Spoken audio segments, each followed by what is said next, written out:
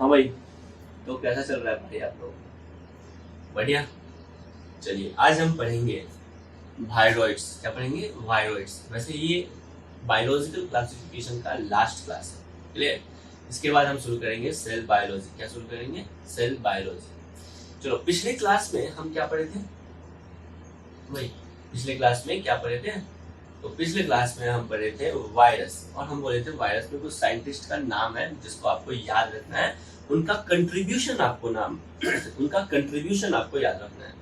जैसे साइंटिस्ट थे, और कौन से? पाश्चर थे, डीजे इवानोस्की थे, एम डब्ल्यू बेजलिंग थे, और डब्ल्यू एम स्टेनले थे, क्लियर। तो ये सारे साइंटिस्ट का नाम आपको याद होना चाहिए, इनका कंट्रीब्यूशन क्या है याद होना चाहिए। आज हम पढ़ेंगे वायरॉइड्स। क्या पढ़ेंगे? वायरॉइड्स। तो हेडिंग देंगे वायरॉइड्स।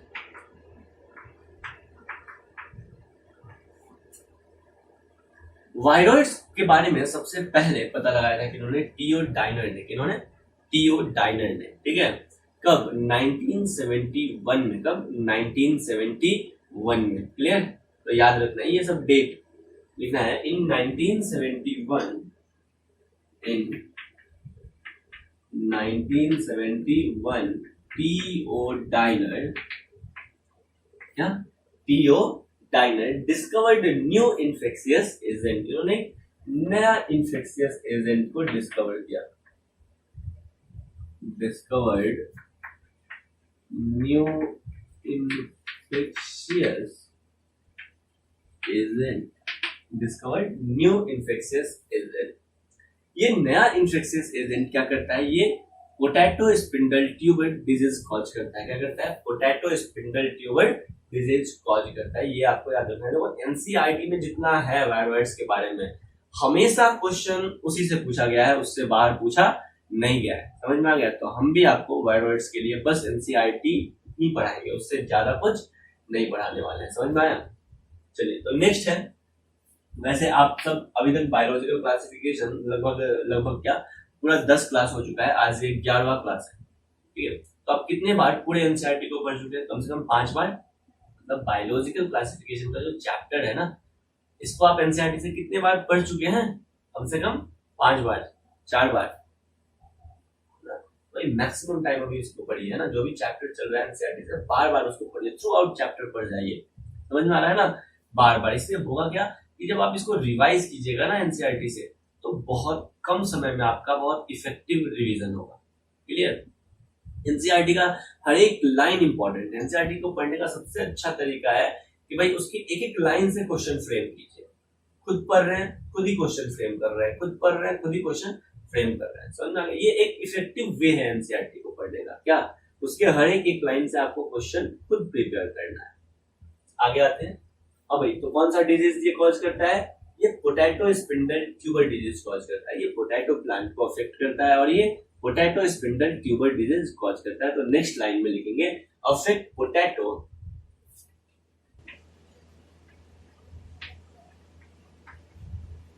और ये पोटैटो में क्या करता है? Potato spindle tuber disease cause करता है। क्या? Potato spindle tuber disease cause करता है। Potato spindle tuber disease cause करता है। क्या कॉज करता है? Potato spindle tuber disease cause करता है। वायरॉइड्स जो होते हैं ना, वो वायरस से छोटे होते हैं। वायरॉइड्स जो होते हैं वो वायरस से छोटे होते हैं। तो वायरस बड़ा होता है और वायरॉइड्स क्या होता है? छोटा होता है। ये याद रखना है एक बार फिर से। वायरॉइड्स छोटे होते हैं वायरस से। वायरॉइड्स के पास सिर्फ जेनेटिक मटेरियल होता है, निग्ड जेनेटिक मटेरियल होता है। देखो, वायरस का जो ये स्ट्रक्चर था वही था ना, इसके अंदर जेनेटिक मटेरियल, और ये हो गया प्रोटीन कोड। क्या हो गया? Protein code. और इसके अंदर हो गया ये जेनेटिक मटेरियल। क्या हो गया? Genetic material. ये तो वायरस में था। ये जेनेटिक मटेरियल या तो डीएनए हो सकता है या तो आरएनए हो सकता है। ये जेनेटिक मटेरियल या तो डीएनए हो सकता है या तो आरएनए हो सकता है, ठीक है ना। ये था बात। लेकिन वायरॉइड्स में क्या होता है? वायरॉइड्स में जेनेटिक मटेरियल होता है। क्या? वायरॉइड में जेनेटिक मटेरियल होता है, लेकिन प्रोटीन कोड नहीं होता है, लेकिन प्रोटीन कोट नहीं होता है। वायरॉइड में सिर्फ जेनेटिक मटेरियल होता है, और वो भी ये genetic material low molecular weight वाला होता है। कैसा? लो मॉलिक्यूलर वेट वाला होता है, और ये सिंगल स्टैंडर्ड आरएनए होता है। क्या होता है? सिर्फ और सिर्फ सिंगल स्टैंडर्ड आरएनए होता है, वो भी प्रोटीन कोट इसके पास नहीं होता है, विदाउट प्रोटीन कोट। तो वायरॉइड्स कंटेन्स वेरी फ्यू या वेरी लो मॉलिक्यूलर वेट या very low molecular weight single stranded RNA without protein coat। Virus के पास क्या होता है? सिंगल स्टैंडर्ड आरएनए होता है, वो भी लो मॉलिक्यूलर वेट वाला, और जिसके पास प्रोटीन कोट नहीं होता है। तो नेक्स्ट लाइन में लिखेंगे, ये इंपॉर्टेंट लाइन है, ठीक है। आपसे क्वेश्चन पूछा जाएगा, इन्फेक्शियस सिंगल स्टैंडर्ड आरएनए को क्या कहते हैं? इन्फेक्शियस सिंगल स्टैंडर्ड आरएनए को क्या कहते हैं? बोलो ना, वायरॉइड्स कहते हैं। क्या कहते हैं? वायरॉइड्स कहते हैं। Infectious single standard RNA without protein coat क्या कहते हैं? क्या कहते हैं? वायरॉइड्स कहते हैं, ठीक है। तो लैंग्वेज अलग अलग आएगा, ठीक है, लेकिन आंसर सेम ही जाएगा, वायरॉइड्स। तो लिखेंगे viroids contain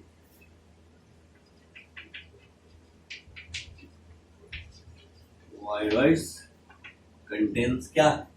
viroids contains very low molecular weight RNA, very low molecular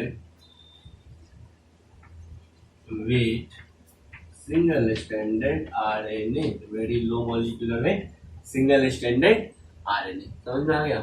और ये भी single standard RNA without protein code का रहता है, without protein code, without protein. बोलो भाई, क्लियर हुआ यहाँ तक? चलिए, तो ये था पूरा वायरॉइड्स का कहानी। किसका कहानी है ये पूरा है वायरॉइड्स का कहानी। अब हम पढ़ेंगे वायरॉइड्स के बाद क्या? प्रियॉन्स। क्या पढ़ेंगे? प्रियॉन्स पढ़ेंगे। तो नेक्स्ट हेडिंग देंगे आप प्रियॉन्स। एनसीईआरटी से जरूर पढ़िएगा, ठीक है।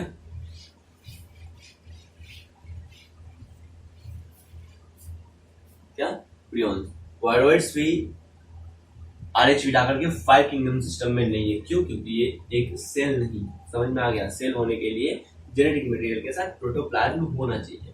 समझ में आ गया? लेकिन ये सेल है ही नहीं, इसके पास भले ही जेनेटिक मटेरियल है, लेकिन सेल प्रोटोप्लाज्म नहीं है, तो इसको सेल नहीं बोलेंगे, और सेल नहीं बोलेंगे तो इसको ट्रू लाइफ नहीं कह सकते हैं। इसीलिए वायरॉइड्स को आरएच विटाकर के 5 किंगडम सिस्टम में नहीं रखा गया है। नेक्स्ट है प्रियॉन्स। क्या है? प्रियॉन्स। वायरॉइड्स के बाद क्या पढ़ेंगे हम? प्रियॉन्स पढ़ेंगे।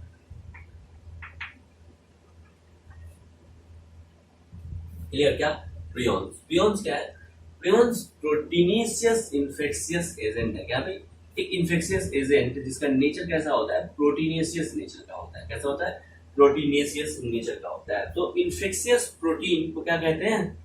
बोलो ना, इन्फेक्शियस प्रोटीन को कह देंगे प्रियॉन्स। क्या कह देंगे? प्रियॉन्स। इसका जो साइज होता है ये वायरस से बड़ा होता है कि छोटा होता है? सर, ना ही बड़ा होता है ना ही छोटा होता है, इसका साइज ठीक वायरस के जैसा होता है। कैसा होता है? वायरस के जैसा होता है। ये आपको याद रखना है। तो पहला पॉइंट लिखिएगा, क्या? Proteinaceous infectious agent. प्रियॉन्स क्या है? ये प्रोटीनेशियस इन्फेक्शियस एजेंट है। क्या? प्रोटीनेशियस इन्फेक्शियस एजेंट है भाई। प्रोटीनेशियस इन्फेक्शियस एजेंट को क्या कहते हैं? प्रियॉन्स कहते हैं। क्या कहते हैं? प्रियॉन्स कहते हैं। नेक्स्ट लाइन में आ जाते हैं। अब भाई ये जो प्रियॉन्स होते हैं इसका साइज कैसा होता है? सिमिलर होता है। कैसा?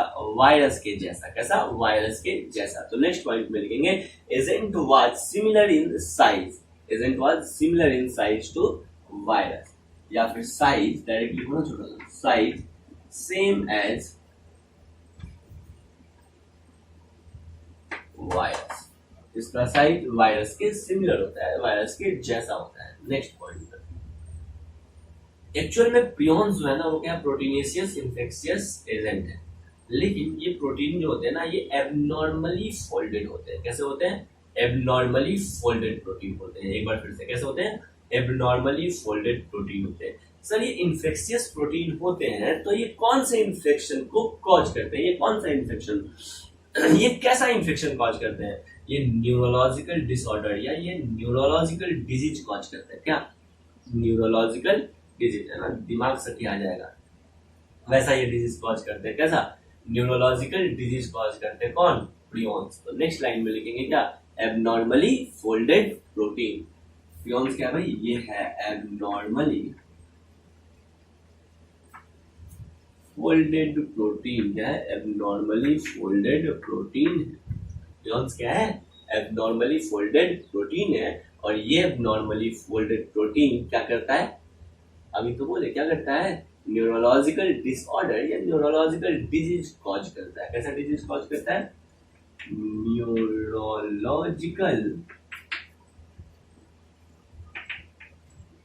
न्यूरोलॉजिकल डिजीज कॉज करता है। सबसे पहले ये डिजीज कॉज किया था कैटल में, काउ में, ठीक है ना, जिसको कहते हैं बोवाइन स्पॉन्जिफॉर्म इंसेफेलोपैथी। क्या? Bovine spongiform encephalopathy. एक बार फिर से, कौन सा डिजीज? हाँ भाई, बोवाइन स्पॉन्जिफॉर्म इंसेफेलोपैथी डिजीज ये कॉज करता है, जिसको BSE कहते हैं। क्या कहते हैं? सबसे पहले इसको कैटल में देखा गया था डिजीज कॉज करते हुए। किसको? एबनॉर्मल फोल्डेड प्रोटीन को। और एबनॉर्मल फोल्डेड प्रोटीन मतलब प्रियॉन्स को। क्लियर? तो ये न्यूरोलॉजिकल डिजीज कॉज करता है, कैटल में सबसे पहले देखा गया था। और उस डिजीज का नाम क्या था? BSE। क्या डिजीज कॉज करता है ये डिजीज कॉज करता है BSE। BSE का फुल फॉर्म बोवाइन स्पॉन्जिफॉर्म। एक बार फिर से, बोवाइन स्पॉन्जिफॉर्म इंसेफेलोपैथी। क्या? Bovine spongiform encephalopathy. तो ये डिजीज कॉज करता है बोवाइन स्पॉन्जिफॉर्म इंसेफेलोपैथी। क्या? बोवाइन स्पॉन्जिफॉर्म इंसेफेलोपैथी ये डिजीज कॉज करता है। क्या? Bovine spongiform encephalopathy disease cause करता है।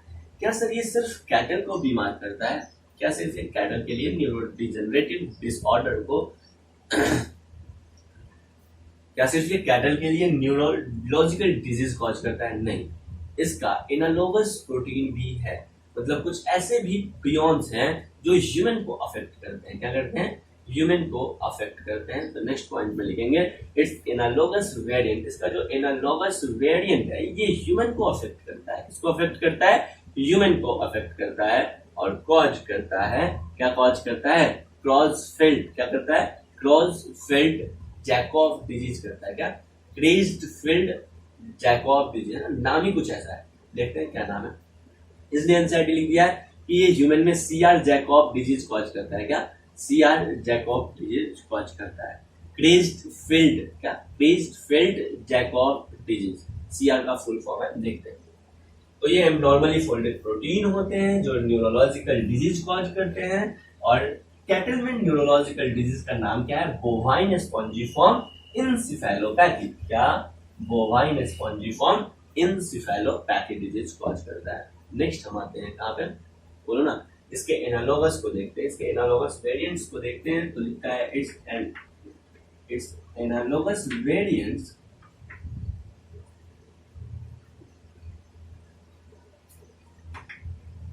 इसका एनालोगस वेरिएंट्स ह्यूमन में डिजीज कॉज करता है। इन ह्यूमन ये ह्यूमन में डिजीज करता है। इसका एनालोगस वेरिएंट। और कौन सा डिजीज कॉज करता है? CR जैकॉब डिजीज कॉज करता है। क्या? CR जैकॉब डिजीज कॉज करता है। CR जैकॉब डिजीज कॉज करता है। इसलिए एनसीईआरटी बोलता है CJD डिजीज कॉज करता है। कौन? CJD डिजीज कॉज करता है। ठीक है? CR Jakob disease. क्या? CJ disease, CR Jakob disease. CR Jakob, CR का फुल फॉर्म होता है, क्या फुल फॉर्म होता है? क्रेज़्ड-फील्ड। क्या? क्रेज़्ड-फील्ड, CREU TZFEL क्रेज़्ड-फील्ड। क्या? क्रेज़्ड-फील्ड, FELDT। ठीक है? क्या पढ़ेंगे इसको? क्रेज़्ड-फील्ड। क्या? क्रेज़्ड-फील्ड डिजीज ये कॉज करता है, तो इसको पढ़ेंगे क्रेज़्ड-फेल्ट जैकब डिजीज। क्या? क्रेज़्ड-फेल्ट जैकब डिजीज। आप सीजेडी याद रखो चुपचाप से, जो एनसीईआरटी कहता है क्या, सीआर जैकब डिजीज, या इसको कहते हैं क्रेज़्ड-फेल्ट जैकब डिजीज। एक बार फिर से, क्रेज़्ड-फेल्ट जैकब डिजीज। क्लियर है? सर ये करता क्या है क्रेज़्ड-फेल्ट जैकब डिजीज, है ना, इसमें होता क्या है? क्लियर, मतलब सिम्टम्स क्या है? तो इसका सिम्टम्स है कि भाई ये एक न्यूरो डिजेनरेटिव डिजीज है। अभी तो बोले न्यूरोलॉजिकल डिसऑर्डर कॉज करता है कौन करता है न्यूरोलॉजिकल डिसऑर्डर? प्रियॉन्स करता है, एबनॉर्मल फोल्डेड प्रोटीन कॉज करता है। तो ये क्रेज़्ड-फेल्ट जैकब डिजीज का सिम्टम्स क्या है? तो भाई सिम्टम्स है ना कि ये न्यूरो डिजेनरेटिव डिजीज है, और सोचो ना न्यूरॉन्स तुम्हारा डिजेनरेट करने लगेगा। क्या? न्यूरॉन डिजेनरेट करने लगेगा, तो क्या होगा? मेमोरी लॉस होगा। क्या होगा? मेमोरी लॉस होगा। मेमोरी लॉस को कहते हैं डिमेंशिया। क्या कहते हैं? डिमेंशिया। मेमोरी लॉस यानी डिमेंशिया होने लगेगा। ठीक है, आदमी गजनी हो जाएगा। क्लियर? चलिए, तो क्रेज़्ड-फेल्ट जैकब डिजीज। क्या? क्रेज़्ड-फेल्ट जैकब डिजीज, इसमें होता क्या है भाई? तो ये एक रेयर न्यूरोलॉजिकल डिसऑर्डर है। ये क्या भाई? रेयर न्यूरोलॉजिकल डिसऑर्डर है, या ये है rare neurodegenerative disease. Rare neurodegenerative disorder. ये क्या भाई? रेयर न्यूरो डिजेनरेटिव डिसऑर्डर है, एकदम रेयर है। इसमें होता क्या है? तो इसमें हो जाता है मेमोरी लॉस। क्या हो जाता है भाई? मेमोरी लॉस हो जाता है, और मेमोरी लॉस को कहते हैं डिमेंशिया। क्या कहते हैं?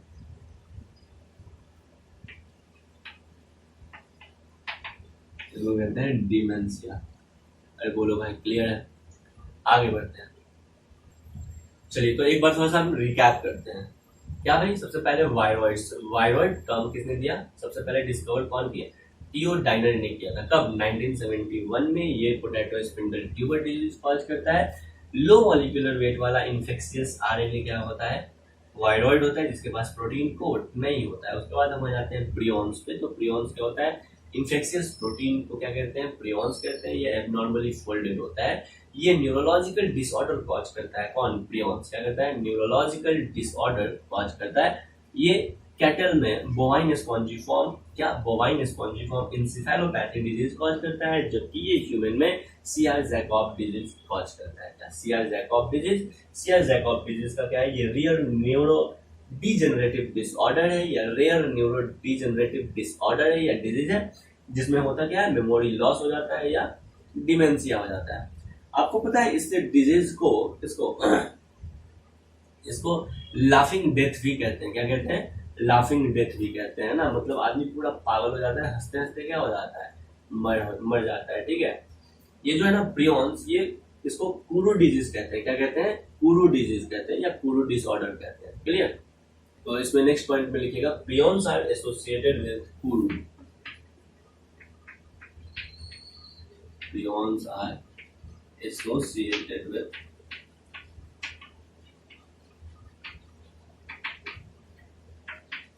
कुरू। क्या? ये कुरू डिजीज कॉज करता है, associated with kuru. The laughing death disease of human, इसमें होता क्या है? The laughing death disease of human. ठीक है, आदमी पागल हो जाता है, हंसते हंसते मर जाता है। खैर, वैसे अच्छा है। नेक्स्ट हम आ जाते हैं प्रियॉन्स के बाद। क्या बोलो ना? एक तो सबसे पहले वायरॉइड पढ़ लिए, दूसरा प्रियॉन्स पढ़ लिए, तीसरा क्या पढ़ लिए? लाइकेन पढ़ लेते हैं। क्या पढ़ लेते हैं? लाइकेंस पढ़ लेते हैं। तो नेक्स्ट रीडिंग लीजिएगा लाइकेंस। क्या? Lichens.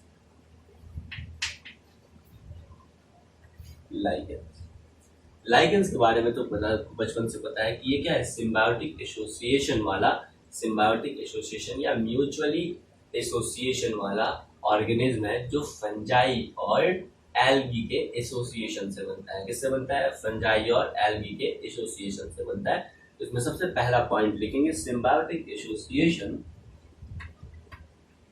symbiotic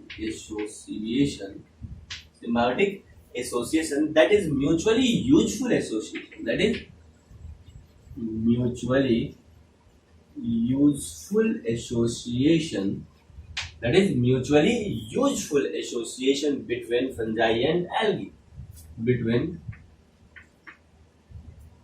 fungi and algae. आपको पता है अगर आपको लाइकेन बनाना है, ऐसे आप बना नहीं सकते, नेचर में ये बनता है, ठीक है। नेचर में सुटेबल कंडीशन में एल्गी और फंजाई दोनों एक साथ आते हैं और एक म्यूचुअली एक सिम्बायोटिक रिलेशनशिप एस्टेबल करते हैं और बनाते हैं लाइकेन्स को। इसको बनाते हैं लाइकेन्स को। लाइकेन में एल्गी होता है, क्या कौन होता है? एल्गी होता है, और दूसरा इसका पार्टनर फंजाई होता है। कौन होता है भाई? फंजाई होता है। एल्गल पार्टनर को, एल्गी वाले पार्टनर को कहते हैं फाइकोबायोन्ट। क्या कहते हैं? फाइकोबायोन्ट। क्या कहते हैं?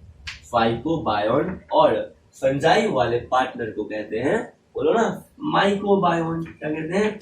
माइकोबायोन्ट। आपको पता है एल्गी के स्टडी को कहते हैं फाइकोलॉजी और फंजाई के स्टडी को कहते हैं माइकोलॉजी। क्या कहते हैं? माइकोलॉजी। है तो लाइकेन देख लिया हम। एल्गी के ग्रुप को क्या कहते हैं? फाइकोबायोन्ट। और फंजाई के ग्रुप को क्या कहते हैं? माइकोबायोन्ट। आगे बढ़ते हैं। ये जो फाइकोबायोन्ट होता है ये होता है सही ऑटोट्रॉपिक। क्या होता है ये? ऑटोट्रॉफिक होता है। जबकि ये जो फाइकोबायोन्ट है ये क्या होता है? ये हेटेरोट्रॉफिक होता है। कैसा होता है? हेटेरोट्रॉफिक होता है। अरे बोलो भाई, क्लियर है? अब देखिए यहाँ पे एल्गी और फंजाई को समझिएगा। यहाँ पे मास्टर स्लेव रिलेशनशिप देखने को मिलता है। क्या? मास्टर स्लेव रिलेशनशिप देखने को मिलता है। एल्गी में क्या देखने को मिलता है? Master and slave relationship. Master and slave relationship देखने को मिलता है। यानी मालिक और नौकर वाला रिलेशनशिप यहाँ पे देखने को मिलता है। कहाँ पे? लाइकेन में। देखो जो आपको रहने का जगह देता है और जो आपको कमा के देता है वो तो होता है मालिक। यानी जो रहने का जगह देता है और जो वाटर मिनरल्स को एब्जॉर्ब करता है। क्या? जो रहने का जगह देता है और जो वाटर एंड मिनरल्स को क्या करता है? एब्जॉर्ब करता है, वो तो होता है भाई मास्टर। वो क्या होता है? मास्टर। क्या होता है? मास्टर। क्लियर? यानी ये जो फंजाई है ना, फंजाई ये एल्गी को रहने का जगह देता है। एक बार फिर से, फंजाई एल्गी को रहने का जगह देता है और एल्गी फोटोसिंथेसिस कर सके, है ना, यानी फूड प्रिपेयर कर सके, उसके लिए वाटर का एब्जॉर्प्शन करता है और मिनरल का एब्जॉर्प्शन करता है। तो फंजाई क्या हुआ? फंजाई हुआ मास्टर। फंजाई क्या हुआ? ये हुआ मास्टर। ठीक है। और जो आपके लिए खाना बनाता है वो क्या होता है? स्लेव। वो होता है सर्वेंट। तो ये हो गया सर्वेंट। कौन हो गया? सर्वेंट। ठीक है। तो एल्गी बिहेव करता है सर्वेंट के जैसा क्योंकि ये फूड प्रिपेयर करके देता है, और फंजाई बिहेव करता है मास्टर के जैसा क्योंकि ये रहने का जगह देता है और वाटर एंड मिनरल का एब्जॉर्प्शन करता है। यहाँ पे वाटर एंड मिनरल क्या हो गया? पैसा हो गया भाई। ठीक है। तो वाटर एंड मिनरल क्या होता है? जैसे पैसा आएगा ही नहीं तो घर में खाना बनेगा ही नहीं। वही बात है, वाटर का एब्जॉर्प्शन होगा ही नहीं, फंजाई करेगा ही नहीं, मिनरल का एब्जॉर्प्शन करेगा ही, तो खाना कैसे बना लेगा? एल्गी नहीं बना पाएगा। समझ में आया? तो रहने का जगह देता है एल्गी को और क्या करता है? वाटर एंड मिनरल्स का एब्जॉर्प्शन करता है। कौन? फंजाई। तो फंजाई हो गया मालिक, मास्टर, और एल्गी क्या हो गया? एल्गी हो गया स्लेव। तो यहाँ पे मास्टर स्लेव रिलेशनशिप देखने को मिलता है। कहाँ पे? लाइकेन में। और जहां पे मास्टर स्लेव रिलेशनशिप देखने को मिलता है उसको एक टर्म में बोलते हैं। क्या कहते हैं उसको? उसके लिए एक टर्म है, उसको कहते हैं हेलोटिज्म। क्या कहते हैं? बोलो ना, हेलोटिज्म। क्या कहते हैं? हेलोटिज्म। HELOTISM। हेलोटिज्म। तो आपसे कई क्वेश्चन पूछा जाए भाई हेलोटिज्म कौन शो करता है? आंसर चला जाएगा लाइकेन। हेलोटिज्म मतलब मास्टर स्लेव रिलेशनशिप। हेलोटिज्म मतलब मास्टर स्लेव रिलेशनशिप। अरे भाई क्लियर है? यहाँ तक पूरा कहानी समझ आया। ये जो लाइकेन्स होते हैं ना, लाइकेन्स, ये इंपॉर्टेंट इंडिकेटर है पॉल्यूशन का।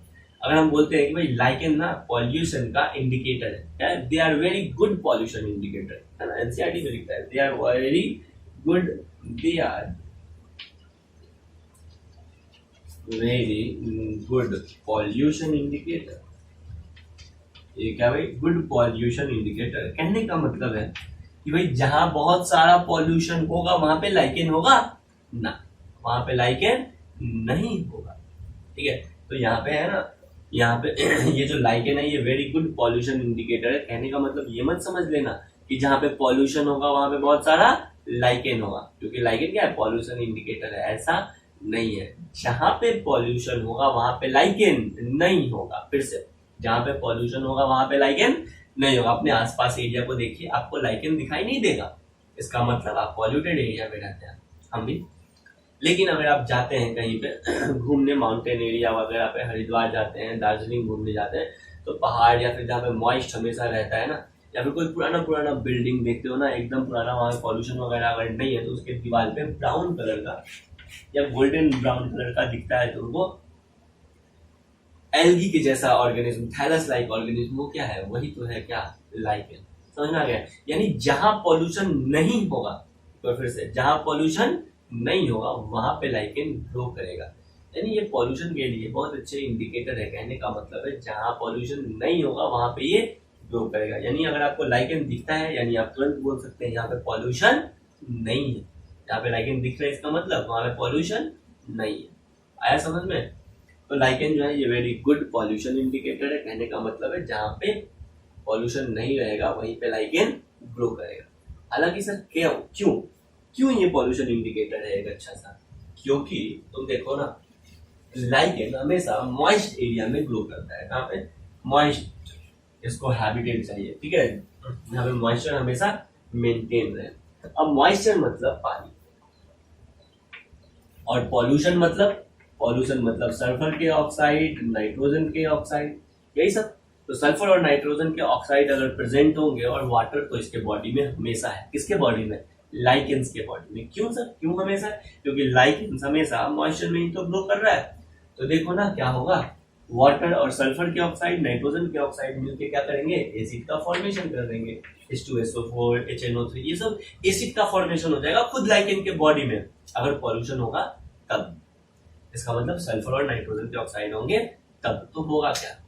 तो होगा कि लाइकेन का डेथ हो जाएगा। सोचो ना, किसी के बॉडी के अंदर ही एसिड का फॉर्मेशन हो जाता है तो वो जिंदा रहेगा नहीं, वो तो मर जाएगा। आया समझ में? तो लाइकेन पॉल्यूशन इंडिकेटर है, बहुत अच्छा।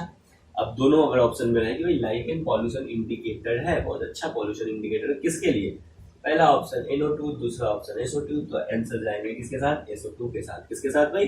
SO2 के साथ। ठीक है, लाइकेन SO2 के लिए काफी सेंसिटिव होता है। क्यों? क्योंकि SO2 के साथ उसके पास तो पानी है इसके बॉडी में, रिएक्ट करता है और एसिड का फॉर्मेशन कर देता है, लाइकेन का डेथ हो जाता है। तो लाइकेन अपना हो चुका है। एक और बच गया है एसोसिएशन, जिसको कहते हैं माइकोराइजा। क्या कहते हैं? माइकोराइजा। तो नेक्स्ट हेडिंग देंगे हम क्या? माइकोराइजा। क्लियर? तो नेक्स्ट हेडिंग दीजिए माइकोराइजा।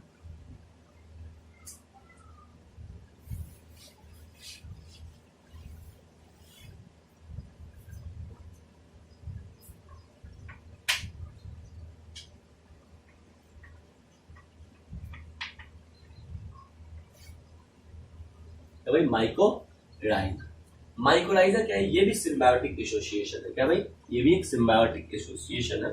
किसके किसके बीच? तो root of higher plants and fungi के बीच। किसके बीच? Root of higher plants and fungi के बीच एसोसिएशन है। उसको क्या कहते हैं? उसको कहते हैं माइकोराइजा। क्या कहते हैं? माइकोराइजा। तो नेक्स्ट पॉइंट में लिखेंगे mycorrhiza is symbiotic association. Mycorrhiza is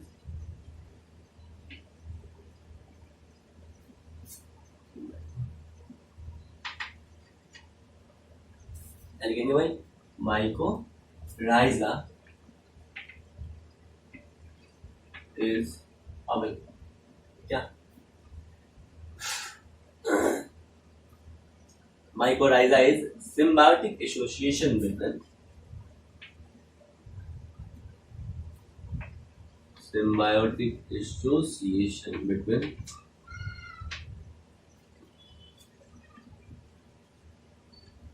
mycorrhiza is symbiotic association between क्या?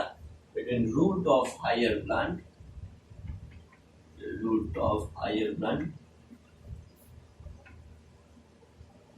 and बोलो ना, between root of higher plant and fungus या फिर fungi। तो तो फंजाई और रूट ऑफ हायर प्लांट्स के बीच जो सिम्बायोटिक एसोसिएशन होता है उसको क्या कहते हैं, माइकोराइजा कहते हैं। क्या कहते हैं, माइकोराइजा। माइकोराइजा दो तरह का होता है, एक होता है इक्टोमाइकोराइजा और दूसरा होता है इंडोमाइकोराइजा। नाम से ही पता चल रहा है, रूट के जो आउटर सरफेस से, रूट के, ये मान लो रूट है, रूट के आउटर सरफेस से जो एसोसिएशन करेगा वो होगा इक्टोमाइकोराइजा, और रूट के जो इनर सरफेस से एसोसिएशन करेगा वो होगा इंडोमाइकोराइजा।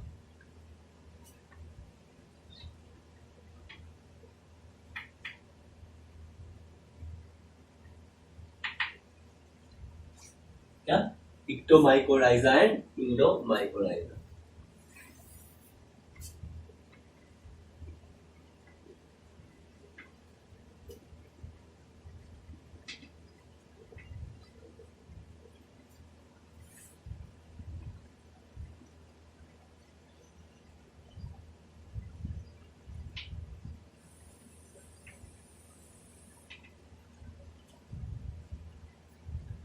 इक्टोमाइकोराइजा और endomycorrhiza, only in 3% of plant species. Ectomycorrhiza बहुत कम पाया जाता है, only in 3% of plant species. ये only in 3% of plant species में पाया जाता है। Fungi plus root surface, fungi और रूट सरफेस मिलके क्या बनाता है, इक्टोमाइकोराइजा बनाता है। फंजाई और रूट सरफेस के बीच एसोसिएशन जो होता है वो इक्टोमाइकोराइजा। इक्टोमाइकोराइजा आपको देखने को मिल सकता है यहाँ पे पाइनस में देखने को मिल सकता है, ओक में देखने को मिल सकता है, यहाँ पे पाइनस में, ओक में, यूकेलिप्टस में भी देखने को मिलेगा, यूकेलिप्टस में देखने को मिलेगा इक्टोमाइकोराइजा। इंडोमाइकोराइजा देखते हैं एक एक करके। Occurs in 80% of vascular plant, most of the plant में पाए जाने वाला माइकोराइजा क्या है, इंडोमाइकोराइजा, यानी occurs in most of the plant. Most of the plant में कौन होता है, इंडोमाइकोराइजा, और लगभग 80% प्लांट्स में जो माइकोराइजा है वो क्या है, इंडोमाइकोराइजा। क्या है, इंडोमाइकोराइजा है। इंडोमाइकोराइजा एसोसिएशन करता है एक तो फंजाई के साथ प्लस किसके साथ, बोलो ना, कॉर्टिकल सेल के साथ। क्या, कॉर्टिकल सेल के साथ, root of, sorry, cortical cell of root. क्या, cortical cell of root. Fungi के कॉर्टिकल सेल ऑफ रूट के साथ देखो हम कॉर्टेक्स देखेंगे। सबसे पहले आप समझिए, कॉर्टेक्स आपको थोड़ा सा दिखाने की कोशिश करते हैं। मान लीजिए कि ये रूट है, क्या ये रूट है, ठीक है। अब इस रूट को अगर हम कट करते हैं तो आपको ये ऐसा दिखाई देगा। रूट के आउटर सर्फेस को कहते हैं एपिडर्मिस। क्या कहते हैं, एपिडर्मिस। एपिडर्मिस के नीचे होता है हाइपोडर्मिस, और हाइपोडर्मिस के नीचे ये वाला जो रीजन है ना, हाइपोडर्मिस के नीचे ये क्या होता है, कॉर्टेक्स रीजन होता है। क्या होता है, कॉर्टेक्स रीजन होता है। तो फंजाई अगर कॉर्टिकल सेल ऑफ रूट के साथ, क्या, कॉर्टिकल सेल ऑफ रूट के साथ एसोसिएशन करेगा तो वैसे माइकोराइजा को हम कहेंगे इंडोमाइकोराइजा। क्या कहेंगे, इंडोमाइकोराइजा। क्लियर। इंडोमाइकोराइजा में जो फंजाई होता है, इस फंजाई का नाम होता है ग्लोमस। क्या नाम है, ग्लोमस। आपको अभी तो ये ग्लोमस नाम नहीं दिखेगा, लेकिन ये एनसीईआरटी में दिया हुआ है, ये 12th एनसीईआरटी में दिया हुआ है। क्या, ग्लोमस। क्या, ग्लोमस। क्लियर। अब सुनना भाई बात को ध्यान से। वैसे इंडोमाइकोराइजा या फिर वैसे फंजाई जो रूट ऑफ हायर प्लांट्स के कॉर्टिकल सेल के साथ एसोसिएशन करते हैं उसको क्या कहते हैं, इंडोमाइकोराइजा कहते हैं। क्या कहते हैं, इंडोमाइकोराइजा कहते हैं। इंडोमाइकोराइजा का दूसरा नाम है वैम। क्या नाम है, वैम, वेसिकुलर अर्बस्कुलर माइकोराइजा। क्या नाम है, वैम। तो इसको कहते हैं, दूसरा नाम इसका वैम है। क्या भाई, वैम, vesicular अर्बस्कुलर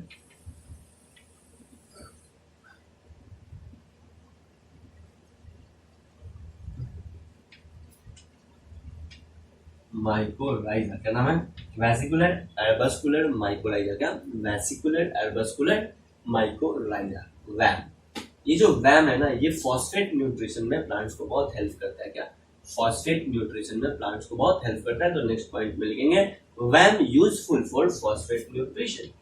वैम useful for phosphate nutrition.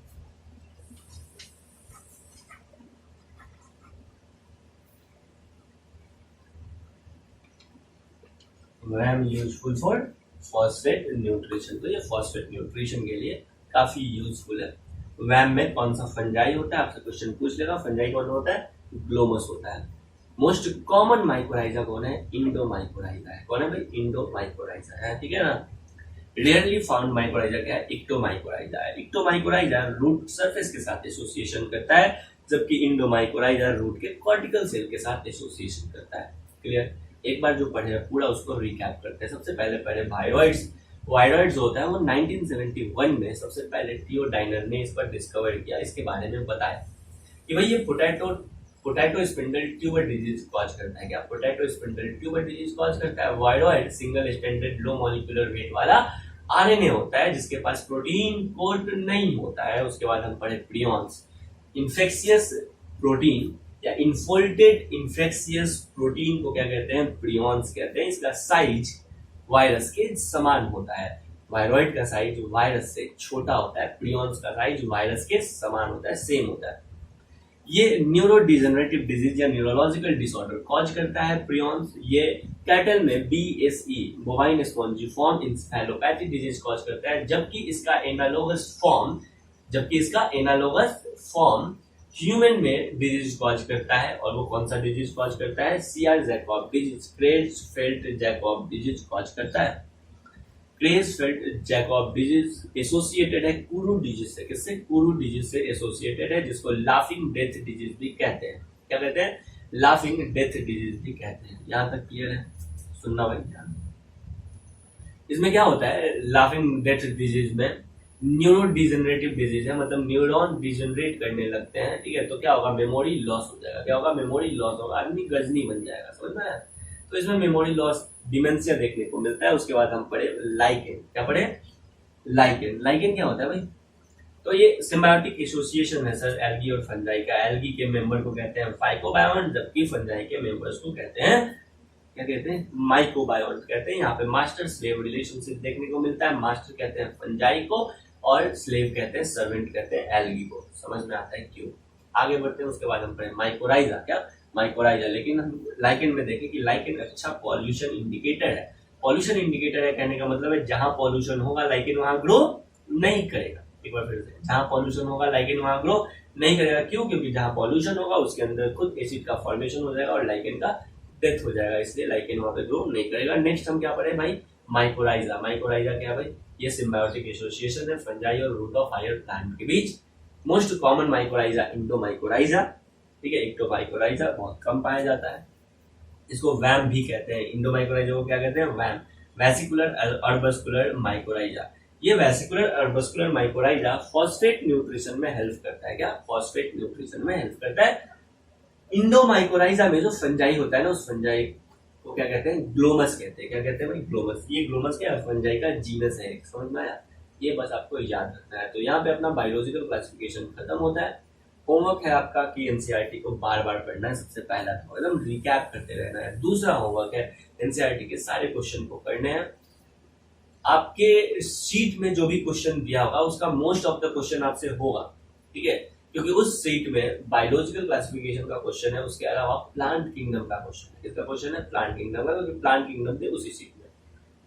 तो भाई हम ये कहना चाहते हैं कि प्लांट किंगडम का क्वेश्चन अभी आपसे नहीं बनेगा, लेकिन बायोलॉजिकल क्लासिफिकेशन का सारा क्वेश्चन आपसे बनेगा। मोस्ट ऑफ द क्वेश्चन आपसे बनेगा, सारा तो नहीं बोल सकते, लेकिन मोस्ट ऑफ द क्वेश्चन आपसे बन जाएगा बायोलॉजिकल क्लासिफिकेशन का। प्रीवियस ईयर क्वेश्चन पे आपको ज्यादा फोकस करना है, ठीक है। एग्जाम का पैटर्न कैसा है ये देखने का कोशिश करना है, ठीक है। दूसरा बात, 2010 के बाद का अगर आप क्वेश्चन करेंगे उसमें कोई डाउट नहीं है तो सही है, समझ में आ गया। क्योंकि 2010 के बाद एग्जाम का पैटर्न बदला है, समझ में आ गया। और आपको भी चेंजिंग इन्वायरमेंट के अकॉर्डिंग ही काम करना है, तब तो नेचर आपको सेलेक्ट करेगी। इसीलिए बार बार हम बोलते हैं एनसीईआरटी एनसीईआरटी, ठीक है। तो आज के लिए इतना ही।